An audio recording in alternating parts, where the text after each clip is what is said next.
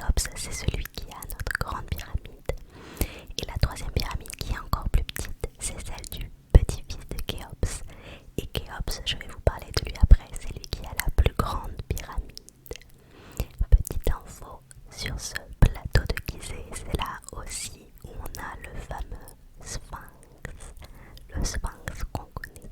Alors Gizeh, ce plateau-là, c'est quelque chose d'assez incroyable parce que dès que on va creuser, on va trouver quelque chose. On a trouvé notamment les tombeaux des épouses principales et secondaires de Khéops partout autour. Et il y a une petite anecdote qui date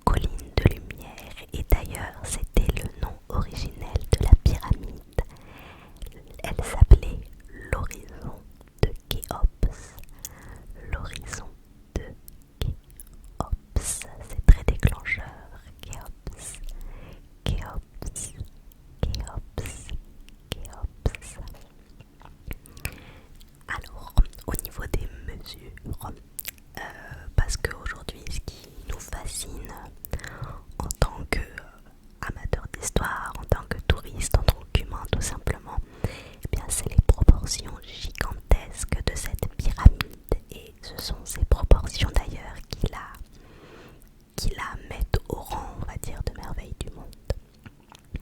Donc la pyramide, elle culmine à 147 mètres de haut. Pour vous donner une idée, si comme moi vous avez un peu du mal parfois à vous rendre compte des mètres, alors 147 mètres de haut, c'est environ 2 terrains de foot empilés. Et si la mesure des terrains de foot ne vous aide pas, et bah 147 mètres de haut, ce serait la hauteur d'un immeuble de 49 étages. Je vous laisse imaginer comment on doit se sentir tout petit à côté de cette pyramide. Pendant 3500 ans, la pyramide de Khéops, c'était le monument le plus haut du monde. Et elle a été détrônée seulement au XIVe siècle par la cathédrale de Lincoln en Angleterre.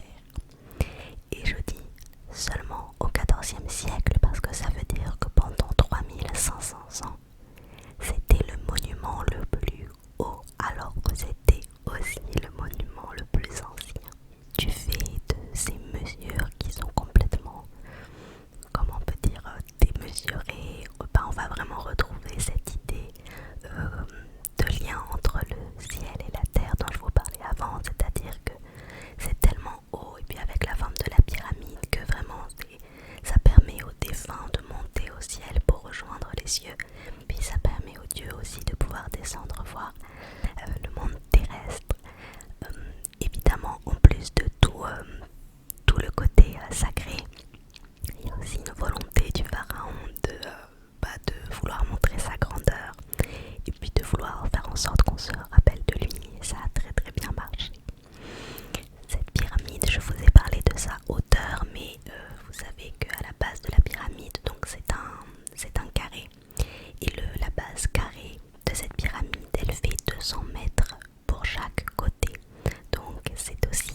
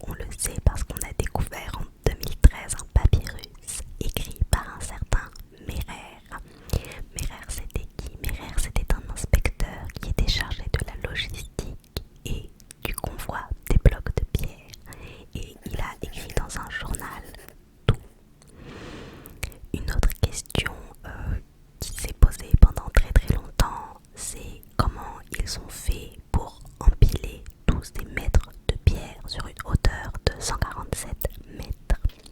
Il faut savoir que c'est 2 millions de blocs qui ont été assemblés. Alors on ne sait toujours pas en fait, aujourd'hui on ne sait toujours pas la méthode qui a été utilisée pour construire cette pyramide. Il doit y avoir une quinzaine de théories au niveau des rampes utilisées, mais ils n'ont toujours pas la réponse. Est-ce que c'était des rampes droites? Est-ce que c'était des rampes inclinées? De face, intérieure, extérieure? On n'en sait rien aujourd'hui. Ils ont fait par contre une découverte très importante. Ils ont découvert à côté des pyramides un village d'ouvriers. Pourquoi c'est important? Parce que pendant des années, il y a eu la légende comme quoi c'était des esclaves qui avaient construit la pyramide de Khéops. Et du coup, on sait qu'aujourd'hui c'était faux, c'était donc des ouvriers, des maçons, des architectes qualifiés, et on connaît même le nom de l'architecte qui a dirigé les travaux de la pyramide. Donc ce ne sont pas des esclaves, mais ce sont au contraire des Égyptiens qui l'ont construite, cette pyramide.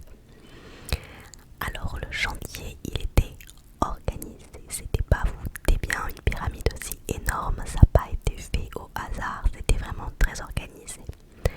Donc il y avait plus de 20 000 ouvriers, comme je vous l'ai dit tout à l'heure. Il y en a qui disent même qu'il y avait jusqu'à 100 000 ouvriers. En tout cas, tous ces ouvriers, ils ont été divisés en bataillons. De 200 petits groupes. Chaque groupe de 100 personnes de chaque bataillon avait des petites équipes de 10 personnes. Et à la tête de chaque équipe, on avait un chef d'équipe qui menait le travail. On était vraiment sur une organisation incroyable à la hauteur de cette pyramide. Alors dans les sources que j'ai récupérées, d'ailleurs il y a tout qui est en description, dans une de ces sources, ça nous permet de voir, parce que la pyramide on peut la visiter de l'intérieur, et ça m'a permis de voir l'intérieur de la pyramide. Donc je vais vous faire la petite visite de cette pyramide. Donc aujourd'hui, en tant que touriste, on emprunte une entrée qui s'appelle l'entrée Al-Mamoun. Donc Al-Mamoun, c'était un sultan du début du 9e siècle. Et pourquoi on appelle ça l'entrée Al-Mamoun? Parce que c'est ce sultan qui a percé